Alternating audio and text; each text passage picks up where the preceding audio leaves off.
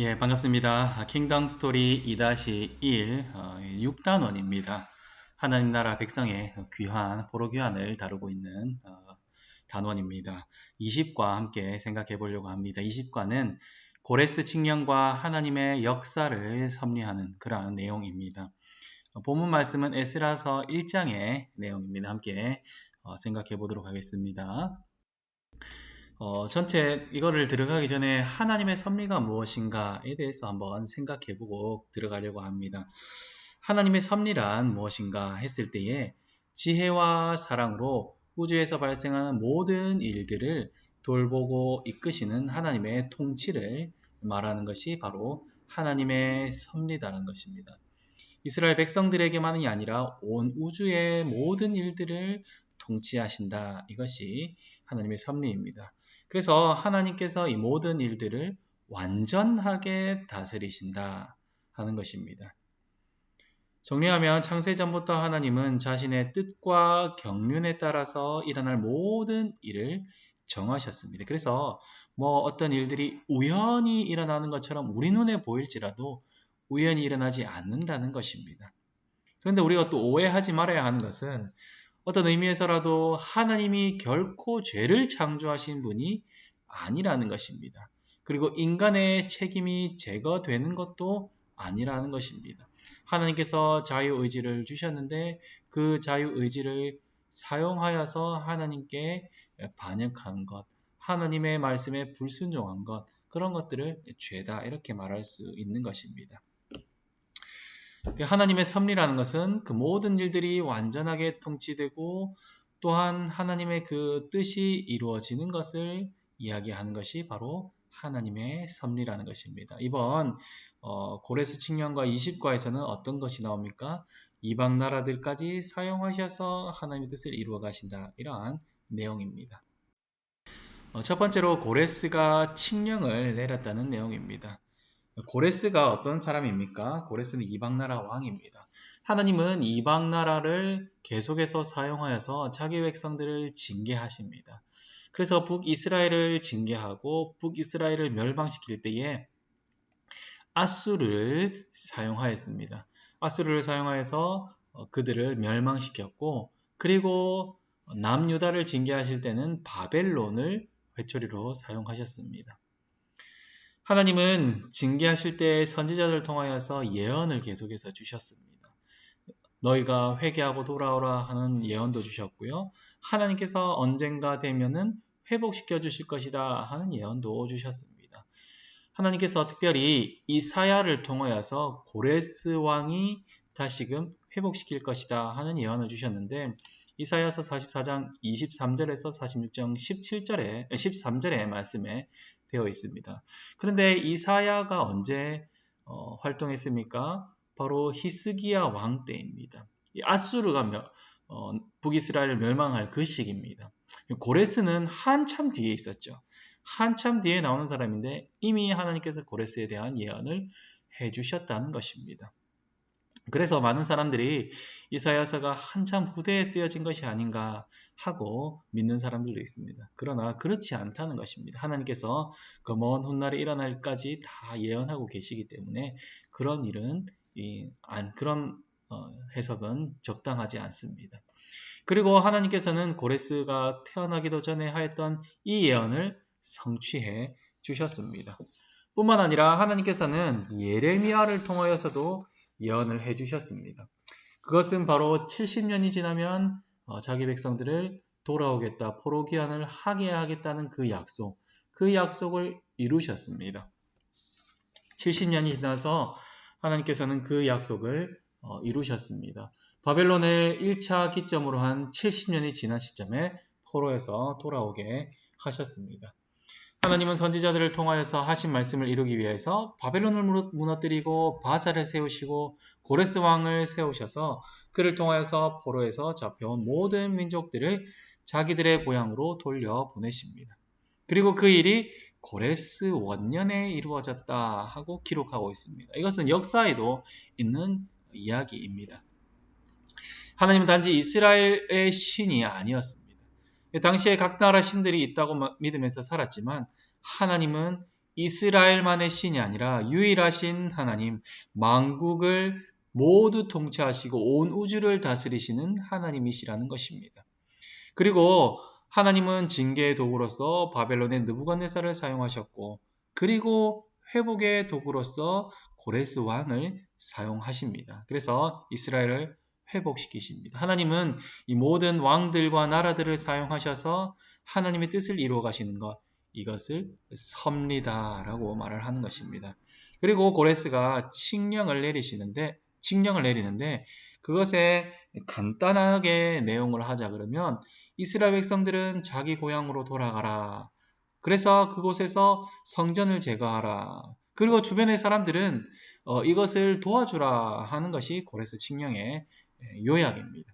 하나님은 그렇게 일하시고 그렇게 하나님께서는 이끌어 가신다는 것입니다.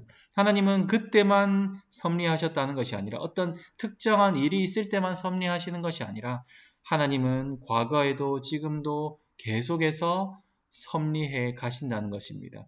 우리의 삶에서도 하나님의 그 섭리가 있다는 것입니다. 하나님의 그 섭리를 따라서 우리가 하나님을 알게 되고 하나님을 믿게 되고 이 자리에 있다는 것을 우리가 알 수 있고 믿을 수 있기를 간절히 소망합니다. 두 번째로 백성의 마음을 움직이신다는 것입니다. 고레스 칙령을 통해서 이스라엘 백성들이 고향으로 돌아갈 수 있게 되었습니다. 그런데 이스라엘 백성들이 이 칙령을 들었는데 마음이 어땠을까 한번 생각해 보셨습니까? 고레스가 칙령을 내었을 때는 BC 539년입니다. 이스라엘이 망한 날짜는 BC 586년입니다. 그리고 1차 포로로 간 사람들은 605년입니다. 606년 정도 됩니다. 그러니까 70년이 지나고 50년이 지나고 그곳에서 태어났던 사람들이 벌써 50대가 되고 70대가 되고 이렇게 했다는 것입니다. 아예 자기 고향에 대한 생각이 하나도 없는 그 사람들의 마음, 그 사람들의 마음은 어떠했습니까?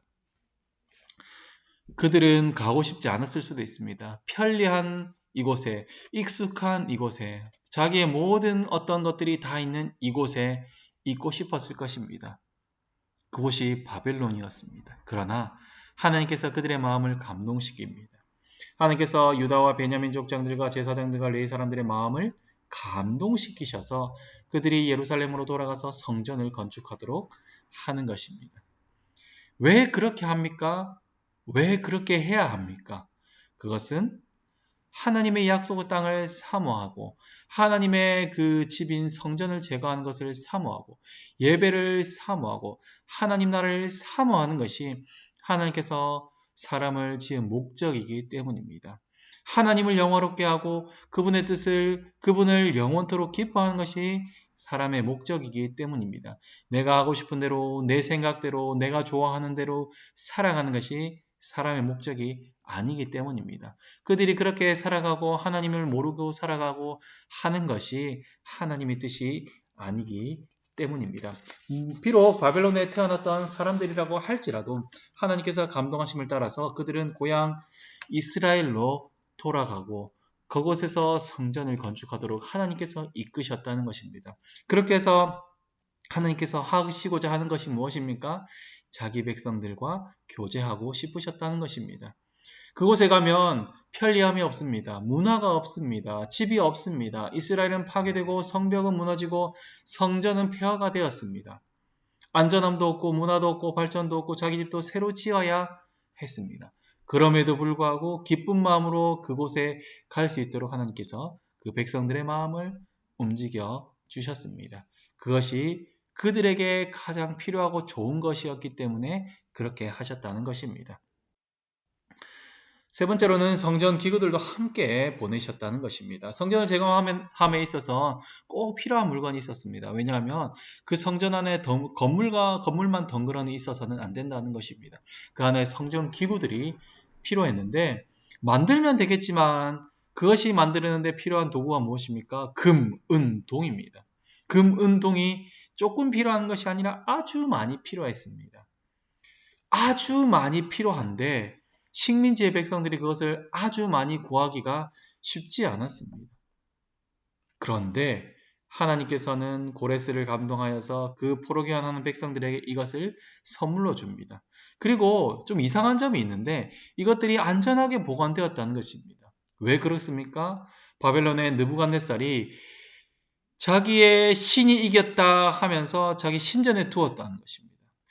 그때는 치욕이고 그때는 고난이고 그때는 자기 백성들이 정말로 징계하는 것이고 하나님이 고난받으시는 것, 자기 백성들과 함께 고난받으시는 걸로 나타났지만 그것이 오히려 전화위복이 되어서 하나님의 그 성전의 기구들이 그대로 남아있게 되는 그러한 일로 되었습니다.